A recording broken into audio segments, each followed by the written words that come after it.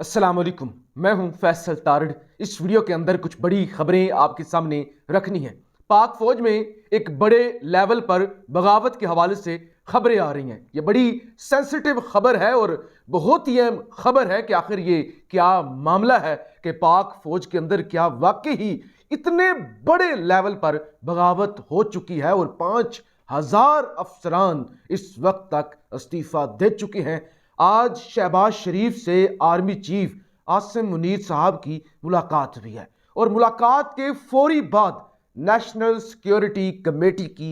Meeting बुला ली गई है जो कि कल होने जा रही है। उस हवाले से भी हम बात करेंगे। और फिर पीटीआई कप्तान के साथ जितना बड़ा धोखा हुआ है और अपने ही एमएनएज ने कप्तान की अपने ही जो पार्लिमानी पार्टी ने कप्तान के साथ कर दिया है, जिस बड़े लेवल पे वहां पे भी बगावत की खबरें आ रही हैं, 2 नंबरी की खबरें आ रही हैं, वो भी आपके सामने रखनी है। तो सबसे पहले जरा ये पाक फौज के हवाले से हम बात कर लें, तो उसके बाद ये एक बड़ा मौजू है खान साहब के हवाले से, पीटीआई के हवाले से, फिर उस पर हम बात करेंगे। पिछले 2 या 3 दिनों से पाकिस्तान के सोशल मीडिया पे कुछ इस तरह की खबरें चल रही हैं कि पाक फौज के अंदर जी बगावत है, अफसरान जो हैं वो खड़े हो चुके हैं कि फौज जो मुदाखलत कर रही है और ये जो सारा मुल्क की सूरत हाल है, तो लिहाजा 5,000 के करीब फौजी अफसरान ने इस्तीफे दे दिए। इस पर हमने वीडियो नहीं की, बात भी नहीं की, क्योंकि ये बहुत ही हसास मौजू है कि आप ऐसे ही बात करना शुरू कर दें कि 5,000 इस्तीफे आ चुके हैं और फिर आपकी फौज का मामला है, आपकी नेशनल सिक्योरिटी का इशू है, तो इस पर ऐसे ही बात नहीं की जा सकती। लेकिन आज एंकर इमरान रियाज ने एक ट्वीट किया। उस ट्वीट के अंदर उन्होंने कहा कि फौज के साबका मेजर, बल्कि बागी मेजर आदिल राजा साहब ये दावा कर रहे हैं कि 5,000 लोग इस्तीफा दे चुके हैं। तो हम डीजीआई, ये इमरान रियाज के अल्फाज हैं कि मैं डीजीआईएसपीआर से ये पूछना चाहता हूं कि क्या ये रूटीन का मामला है? क्या रूटीन में भी 5,000 फौजी अफसरान इस्तीफे देते हैं, या मेजर आदिल राजा ये जो दावा कर रहा है झूठा है या सच्चा है, क्या है? तो लिहाजा मेजर आदिल राजा ने जो दावा किया था उसकी दोबारा वो वजाहत करते हैं, तस्दीक करते हैं या वजाहत करते हैं। मेजर आदिल राजा कहते हैं कि मैंने कंफर्म किया है। वो कहते हैं कि मिलिट्री सेक्रेटरी की जो ब्रांच है,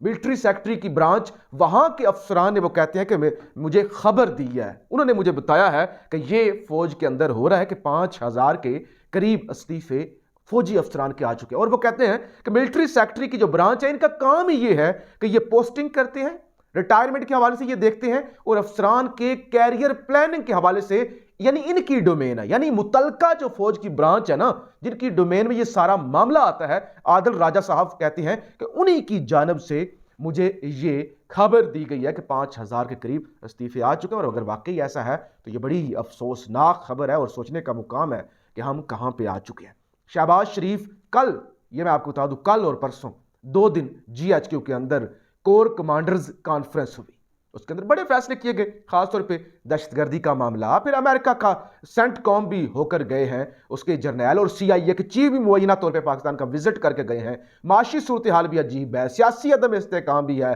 इमरान खान इलेक्शन भी मांग रहे हैं। तो 2 दिन कोर कमांडर कॉन्फ्रेंस चली, जिसमें कुछ इतलात इस तरह की जरूर आई, सारी चीजें तो नहीं बाहर निकलती, वक्त के साथ साथ निकलेंगी, कि जनरल कमर जावेद बाजवा साबिक आर्मी चीफ की पॉलिसीज को फॉलो नहीं किया जाएगा और उनके दौर में जो करप्शन हुई थी उसकी भी इन्वेस्टिगेशन की जाएगी। लिहाजा कल ये 2 रोजा कोर कमांडर कॉन्फ्रेंस खत्म होती है और आज आर्मी चीफ हाफिज सैयद आसिम मुनीर साहब की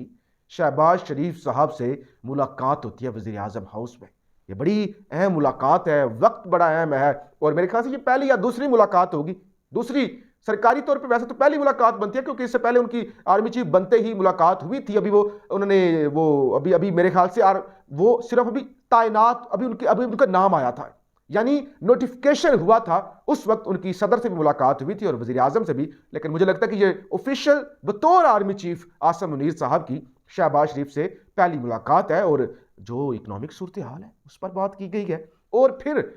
मुतालबा किया गया है कि कल नेशनल सिक्योरिटी कमेटी की मीटिंग बुलाई जाए। कल जुमे के रोज अब वो मीटिंग होने जा रही है और मीटिंग का एजेंडा दहशतगर्दी पर तो बात होगी जो हो रही है। लेकिन जो सबसे बड़ी बात है, मिलिट्री क़ियादत को इसहाक डार ब्रीफिंग देंगे, मैशत पर। اس سے ذرا اندازہ کریں وہ جو خبریں چل رہی ہیں کہ ملک وہ ایک انٹرم سیٹ اپ اس طرح کا لایا جا رہا ہے، اس طرح کی ایک ٹیکنوکریٹس کا سیٹ اپ لایا جا رہا ہے جو معیشت کو چلائیں گے، کیونکہ ملک کے دیوالیہ ہونے کی خبریں آ رہی ہیں۔ لہٰذا آرمی چیف کی آج کی ملاقات ہونا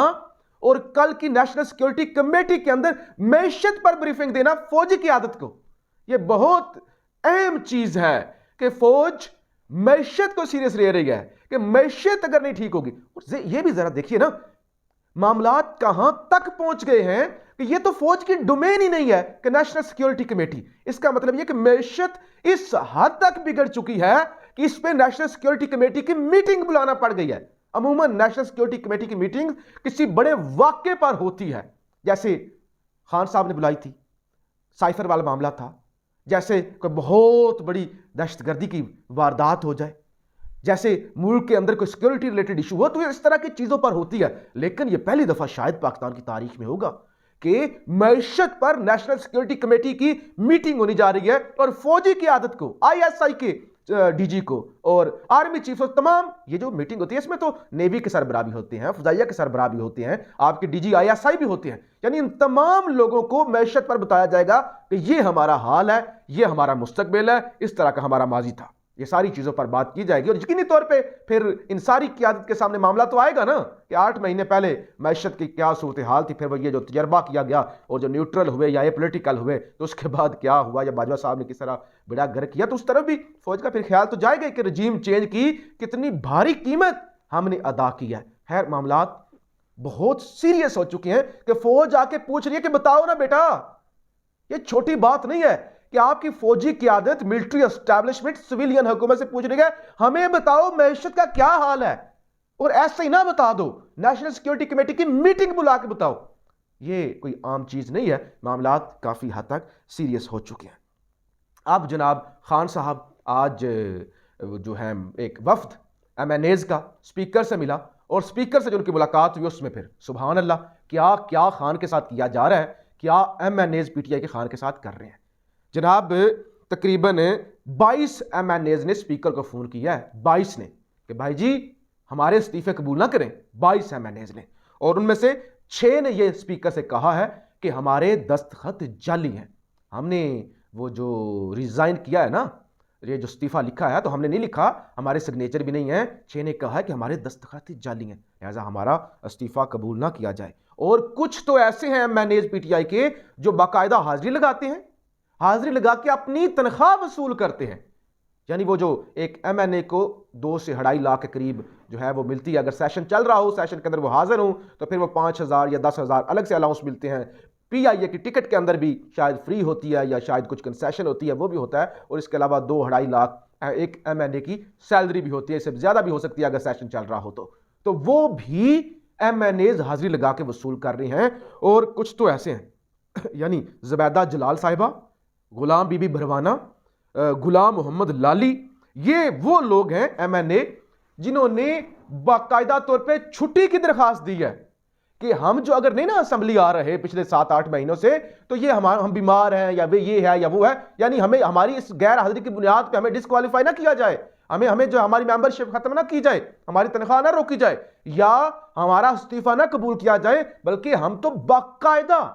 چھٹی لے رہے ہیں اور چھٹی لے کر ہم غیر حاضر ہیں، ادروائز ہم کوئی حکم عدولی نہیں کر رہے۔ لہذا جب یہ سارے انکشافات آئے ہیں سامنے اور وہاں پہ بیٹھے ہوئے سارا وفد ایک دوسرے کی طرف دیکھ رہا تھا کہ یہاں پہ تو تنخواہیں لے جا رہی ہیں، حاضریاں لگائی جا رہی ہیں، چھٹیاں لی جا رہی ہیں، فون کیے جا رہے ہیں، اسپیکر نے سارا ریکارڈ سامنے رکھا ہے، تو پھر جناب شاہ محمود قریشی اور پرویز خٹک کو خان صاحب نے لاہور بلایا ہے اور واضح موقف، یعنی استعفیٰ پر پی ٹی آئی کا واضح موقف کیا ہوگا کہ اگر اس موقف کو کوئی نہیں مانتا ہے میں نے تو اس کی چھٹی کروائی جائے، اس کو فارغ کیا جائے، اور پی ٹی آئی کا حتمی موقف کیا ہے اس پر بھی اس وقت زمان پار کے اندر مشاورت شروع ہو چکے ہیں۔ لیکن نو ڈاؤٹ یہ ایک بہت بڑی بغاوت ہے، یہ ایک بہت بڑی پارٹی ڈسپلن کی خلاف ورزی ہے، ایون خان کے ساتھ دھوکہ ہے کہ آپ کا لیڈر جا نہیں رہا، اسمبلی مخالفت کر رہا ہے، وہ استعفے دے چکا ہے اور آپ تنخواہیں لے رہے ہیں، حاضریاں لگا رہے ہیں، چھٹیاں لے رہے ہیں، یعنی یہ معاملہ بڑا عجیب و غریب ہے، یعنی کسی پر بھی خان اس وقت اعتماد نہیں کر سکتا اور سارے ہی اپنے مفاد کی خاطر جو ہیں اس وقت خان کے ساتھ اٹیچ ہیں، یہ سارے 2 نمبری کے اندر اپنے لگے ہوئے ہیں، کوئی بھی اس ملک کے ساتھ یا قوم کے ساتھ یا